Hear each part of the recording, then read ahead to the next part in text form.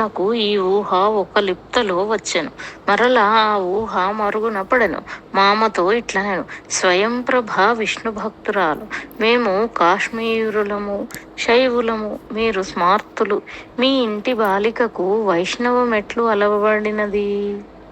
మామ ఇట్లనెను, ఇంతటితో ఏమైనది? 4-5 దినములుండుము. సర్వమును నీకే విషిదము కాగలదు. ప్రతిదినము పూజాంతమున ఆమె వీణపూని గొంతుతో మేళవించి సంగీతము పాడును. నేటి రాత్రి దానిని విన్న తర్వాత రేపామెను గూర్చి విచారింతువు కాని ఆమె సంగీతము వినకుండా ఆమెను గూర్చి ఏమియూ విచారింపకు. మామయు అల్లుడు కలసి వెడలిపోయిరి. ఏవో రాజకార్యములు మాట్లాడుకొనిరి. తెల్లవారలు మాట్లాడుకొనుచునే ఉండిరి. ప్రధానముగా శకునిని గురించి మాట్లాడుకొనిరి. అతడు హస్తినాపురమున చేసిన ద్రోహము, దుర్యోధనుడు అతని వలలో పడిపోవుట, శకుని గాంధార రాజ్యముకు అప్రతిష్ట తెచ్చుట, గాంధార దేశాధిపతుల యొక్క పూర్వపు ధర్మబుద్ధి అంతయు అతడు బుగ్గిలో కలుపుట. తెల్లవారలను గాంధారరాజు దానిని గురించియే చెప్పెను. నడుమ పాండవుల కథ చెప్పుచు అర్జునుని ధనుర్విద్యా పాటవము, భీముని మహాబలము, ఆ అన్నదమ్ములు నెరపిన అద్భుత కృత్యములు, సాహసములు గాంధారరాజు త్రవ్విపోసెను. దామోదర్నకు అది ఒక చదువుగా ఉండెను. ఎన్ని కథలు విచిత్రముగా ఉండెను. ఒక కావ్యము వ్రాయదగినదిగా ఉండెను. తెల్లవారకడ చంద్రోదయం అయ్యెను. ఎర్రని చంద్రుడు సుంతలో పాలిపోయెను. ఉషఃకిరణముల చేత సమాచ్ఛాదితంపబడెను. చంద్రుడు ఉదయించినట్లే లేదు, మింటికి వచ్చినట్లే లేదు. ఇంతలో సూర్యోదయం అయ్యెను. ఉదయించిన సూర్యుడు ఎర్రగా ఉండెనో తెల్లగా ఉండెనో తెలియదు. అతని అరుణమా మబ్బు వెనకనే మళ్ళీపోయాను. మేఘము పైన కనిపించిన సూర్యుడు స్వయంప్రభ పూజామందిరమున ఉన్న నారాయణ విగ్రహము చేతిలో ఉన్న సుదర్శనాయుధము వలె ఉండెను. ఇంతలో మబ్బు నడుమ చీలి నల్లని మబ్బు 2 కంభములై ఆ సుదర్శనమును నిలబెట్టిన ఇనుప చువ్వవలె తనరాలెను. దామోదరుడచ్చట 10 దినములుండెను. స్వయంప్రభ కథలు 10-20 వినెను. కోపమనునది ఒక్క సౌధము అయినచో దానికి మెట్లున్నచో ప్రతి కథకు ఒక్కొక్క మెట్టుగా ఉండెను. మొదటి కథ ఇది. స్వయంప్రభకు 11వ పుట్టినదినము పండుగ చేసిరి. ఆనాడు ముత్తైదువులు వచ్చిరి. గాంధార దేశపు రాజబంధువులలో ఒక యువకుడు ద్వారకా నగరమునందలి భోజవంశీయులలో ఒక బాలికనిచ్చిరి. ఆమె కాపురమునకు వచ్చెను. ఆమె దర్పము ఠీవి గాంధార రాజవంశీయుల దర్పమునకు 10 రెట్లుండెను. ఆమెను 10 సార్లు పిలిచిన గాని రాదు. విశాలములైన నేత్రములు, సాలంకృతమైన రథము వంటి శరీరము, నిండైన విగ్రహము. ఆమె చక్రవర్తి భార్య వలె నడుచును. ఆమె కడగంట ఎవరైనను చూచినచో అదే మహాభాగ్యమున్నట్లుండును. వచ్చి పేరంట్రాండ్రలో కూర్చున్నది. స్వయంప్రభను 4 పేరంట్రాండ్రు వీణను మీటుచు కొంచెము పాడమనిరి అట. స్వయంప్రభ యొక్క కీర్తన పాడెను. ఆ కీర్తనలోని అర్థము గాంధార రాజవంశపు గౌరవార్థకమైనది. ఆమె కొంచెము పెదవి వంచినదట. సంగీతం ఎట్లున్నదని అడగగా ఆమె ఇట్లనెను, భారతదేశమున 60కి మించిన రాజవంశములు కలవు. ప్రతి వంశము సుక్షత్రియ వంశమే. ఎవరి రాజ్యమున వారి గొప్ప ఉండును. పరాక్రమవంతములు సర్వత్ర ఉదయింతురు. సౌందర్యవతులు సర్వత్ర జన్మింతురు. కంఠమాధుర్యము కలవారు పలుచోట్ల ఉందురు. అట్లే గాంధార రాజవంశమును కూడా పరాక్రమవంతులు జన్మించిన దేశమే. స్వయంప్రభ చిన్నపిల్ల అయినను సౌందర్యవతి. ఆమె గొంతు కిన్నెర మీటినట్లున్నది. ఇతర రాజవంశ సామాన్యముగా ఉన్నది. సౌందర్యవతి సామాన్యముగా ఉన్నది. ఇతర గాయని కంఠమాధుర్య సామాన్యముగా ఉన్నది. విశేషమేమున్నది అనగా ఇతర స్త్రీలు పూర్వమే ఆమె మిక్కిలి టెక్కిపోవు కాంతయని అనుకొనుచున్నారు కాన కొందరు మొగములు ముడుచుకుండ్రి, కొందరు ఎప్పుడు ఈమె ఇంతియే అనుకునరి, కొందరు కనుబొమ్మల నడుమ ముడిపడినవి, కొందరు కపోలముల యందు సెలవులు పొడకు ద్రోసిన మబ్బులు కనిపించినది, మరికొందరు పాదము మార్చి కూర్చుండిరి. కానీ స్వయం ప్రభావ తల్లి ఉదాత్తురాలు. ఆమె ఇట్లన్నదట: సరేనమ్మా, లోకమంతయు సామాన్యమైనదే. పరాక్రమము, వంశమర్యాద, సౌందర్యము, కంఠమాధుర్యము విశేషములు. ఈ విశేషములను జాతిగా చెప్పి సామాన్యమన్నచో ఏమి అనవలేను? అది సామాన్యమే అగును, కాని విశేషమును కూడా అగును కదా. అనగా ఆ రాజస్త్రీ, మహారాణి, నేను నిరాదరించుట కనలేదు. పిల్ల యొక్క యోగ్యత కంటే అధికముగా ఉండదగినదని చెప్పి తిని. ఇవన్నీ విశేషములే, కాని మరి ఒక దృష్టితో చూచినచో సామాన్యములు. ఈమె ఇంకనూ విశేషముగా ప్రకాశింపదగినది. ఆమె కంఠమునందు లోకోత్తరమైన ఒక స్వరము పలుకుచున్నది. అది సామాన్య స్త్రీల యందు ఉండదు. ఆమె కంఠమునందే గాంధార స్వరము విశిష్టముగా ఉన్నది. అది మానవుల కంఠముల యందు పలుకదు, దేవతల యొక్క కంఠముల యందు పలుకును. అది దేవతా గాంధార స్వరము. ఆమె పాడుచుండగా నా ఉడలు నాకు తెలియలేదు. ఆమె కంఠమునందు ఒక లోకోత్తర మాధుర్యము కలదు. ఇదివరకు సంగీత విద్య నెరుంగని వారు కూడా ఆ గొంతుకకు ముగ్ధులగుదురు, తెలియకుండా తన్మయత్వమును భజింతురు. ఆ గొంతుకలో అది ఉన్నది. మానవుల కంఠముల యందు దేవతా కంఠస్వరములు పలుకుట అరుదు. అట్లు పలికినచో ఏమి చెప్పుమందురు? నేను చెప్పరాదు, మీరు వినరాదు అని ఆమె ఊరకుండగా నలుగురు ఆమెను చెప్పుమని బలవంత పెట్టిరట. అప్పుడు ఆమె ఇట్లన్నదట: అమ్మా, మీరు గాంధార దేశపు ప్రభుపదము. నేను క్షత్రియ వంశమునందు జన్మించితినే కాని ఒక రాజు కూతురును కాను. ద్వారకములో మావి 4 క్షత్రియ వంశములు కలవు. యదువృష్టి, భోజ, అంధక వంశములు. ద్వారకలో రాజు లేడు. శ్రీకృష్ణుడు 4 వంశములకు తలకట్టు. నేను ఈ నగరమునకు కోడలుగా వచ్చి తిని. మా ద్వారకలో మాకొక లక్షణము కలదు. మాకు దర్పం ఎక్కువ. అది మా రక్త ప్రవాహములలో ఉన్నది. నేను అనేక పర్యాయములు అనుకొందును.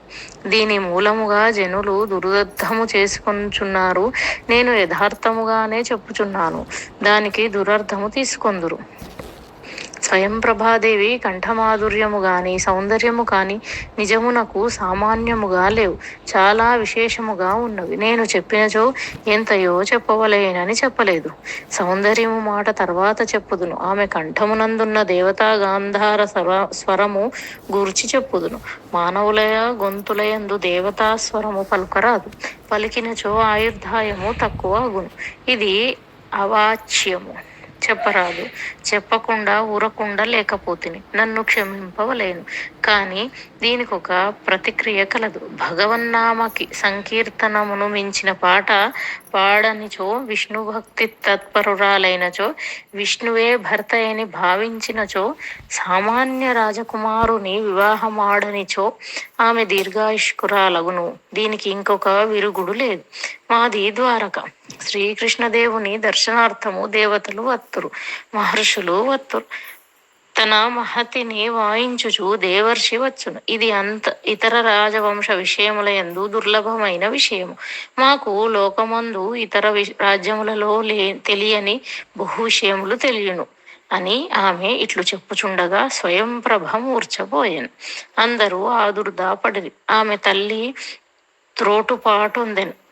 స్వయం ప్రభ సేదదీరిన తర్వాత ఆమె ఇట్లన్నది: నాకిప్పుడు జ్ఞాపకం వచ్చుచున్నది. మా అమ్మగారికి నెలపురుడు వెళ్ళలేదు. నేను తొట్టెలోనే పండుకొని ఉంటిని. ఎవరో తెలియదు కృష్ణుడు శ్రీమన్నారాయణుడు అని నాకు వినిపించాను. ఇప్పుడు ఆ భోజాంగన ఇట్లు చెప్పుచుండగా నా మనసు లోతులలో నేను త్రవ్వుకుంటుని మూర్ఛపోయి తిని. ఆ మూర్ఛలో నాకది జ్ఞాపకం వచ్చినది. నాకు ఆ కృష్ణదేవుడే భర్త. నేను అతనినే వివాహమాడెదను. నాకు రహస్యము తెలిసిపోయినది అనెను.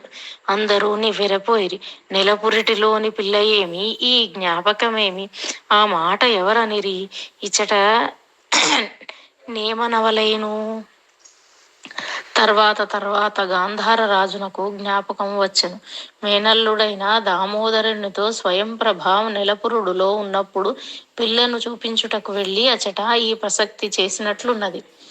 అవునా, మాట వచ్చినది అనగా స్వయం ప్రభ యొక్క మాట ధ్రువపడినది. తక్కిన స్త్రీలంతటితో భోజాంగనను వదిలిపెట్టలేదు. సరేనమ్మా, కంఠస్వరము మాట చెప్పితివి, ఆమె సౌందర్యము మాట చెప్పలేదు అని బలవంతము చేయగా చివరికిట్లు చెప్పినదట. ఆమె సర్వాంగముల యందును భగవంతుని లక్షణములున్నవి, లక్ష్మీదేవి లక్షణములున్నవి. అవి మీకు తెలియవు. అవి ఎట్లుండునో తెలుసుకొనుటకు రుక్మిణీదేవిని చూడవలేను. ఆ మహాదేవి యొక్క దర్శనము చేయని వారికి స్త్రీ యొక్క శరీరమునందు లక్ష్మి ఎట్లు తాండవించును, అచ్చట శ్రీమన్నారాయణుడు ఎట్లు నివసించునో తెలియదు. ద్వారకాపుర రాజవంశ సంజాతులమైన మా అదృష్టం మేము నిత్యము కాకపోయినచో శ్రీకృష్ణదేవుని సౌధములందు ఉత్సవములు జరిగినప్పుడు, పేరంటములకు పోయినప్పుడు లక్ష్మీనారాయణుల సందర్శనము చేసుకుందుము. ఆ రుక్మిణీదేవిని చూడవలేనమ్మా. ఆ అమ్మను చూసినప్పుడు స్త్రీ అనిపించదు, దేవత అనిపించదు. అన్నింటికన్నా మించి దీప్తి ఏదో భాషించుచుండు. ఆమె శాంతము, ఆమె నిండుతనము ఒడ్డులో రసి ప్రవహించు గంగా నది వలె, గంగాధర స్వరము నిండి ఉన్న కంఠస్వరము వలె, నందీశ్వరుని విచిత్ర నాట్య బంధురిత కైలాస శిఖరము వలె ఆమె మూర్తి కొట్టవచ్చుచుండును. శ్రీకృష్ణదేవుడు పక్కన విడిగా ఉండుట వ్యర్థమనిపించును. ఆమె మూర్తి యందే ఆయన నిండి ఉండును. అట్టి లక్షణములు స్వయం ప్రభలో ఉన్నవి. ఆమె కంఠము, ఆమె కనుబొమ్మలు, ఆమె బాహువులు, ఆమె నడుము లోకాతీతముగా ఉన్నవి. ఏదో కొంచెం లోపము కనిపించుచున్నది. నా ఉద్దేశంలో ఆమెకు యవనము వచ్చినంతన ఆ లోపము తీరును అనిపించుచున్నది. అవునమ్మా, లక్ష్మీదేవి స్త్రీల యొక్క వక్షస్థలమునందుండును. శ్రీమన్నారాయణుడు ఆమె మనస్సునందుండును. భాజన అయ్యను. స్వయం ప్రభ మారిపోయాను. ఆమె తన మనస్సులో శ్రీకృష్ణుడే తన భర్తగా భావింపను ఆరంభించను. కానీ కృష్ణ విగ్రహంను పూజించదు. ఆమెకు కృష్ణ విగ్రహం ఎట్లుండునో తెలియదు. భోజాంగన శ్రీకృష్ణుని వర్ణించుడు. స్వయం ప్రభ ఇది నారాయణమూర్తి యొక్క వర్ణనయే అనును. భోజాంగన శ్రీకృష్ణుని చేతిలో పిల్లన గ్రోవియుండును అనును. స్వయం ప్రభ ద్వారకలో శ్రీకృష్ణుని చేతిలో ఎప్పుడైనా పిల్లన గ్రోవి చూచితివా అను. భోజాంగన చూడలేదనును. స్వయం ప్రభ చిరునవ్వు నవ్వును. భోజాంగన సిగ్గుపడును. స్వయం ప్రభ కృష్ణుడు వేణు ఊదడు, వీణ వాయించునను.